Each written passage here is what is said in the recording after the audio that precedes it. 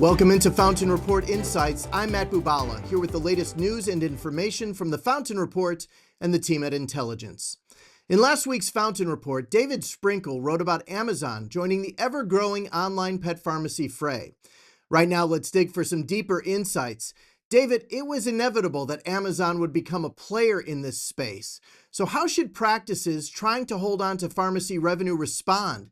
And is it possible that Amazon and Chewy will try harder to partner with practices as they compete with one another? In a way, this battle was fought and won with Chewy Pharmacy. Getting to about 2018. Chewy, I think it's fair to say, had to break a few eggs to make an omelet, but it made that omelet. And this is, of course, part of a much larger trend of the role of e-commerce in retailing of pet products. And it's part of a much larger trend of the digitalization of pet care overall. So in a way, the battle was sort of a generation ago with Chewy Pharmacy. And now in terms of Amazon moving into pet pharmacy, it certainly will have Chewy's attention in competing for your e-commerce pet med customer.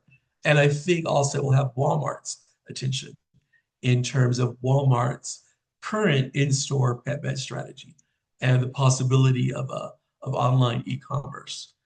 In terms of hanging on to those revenues for your local independent vets, certainly pet medications traditionally, historically, have been a major profit center and a disproportionate profit center for your local vets. So in that sense, there certainly will be an instinct to hang on to those profits.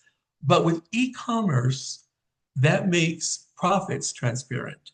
And that gets us more into the area of your MAP, of your minimal advertised pricing. That tends to level prices more. So even with pet meds being readily available now, Chewy, Amazon, 1-800-PET-MEDS, PetSmart, Petco, you already have sort of a flattening of that tire, if you will, in terms of pet medication being disproportionately profitable because prices are completely transparent. And not only transparent, but if you go to any of those sites, you'll get banner ads saying you can buy it for this amount here and get free shipping on your first order, 20% discount, etc.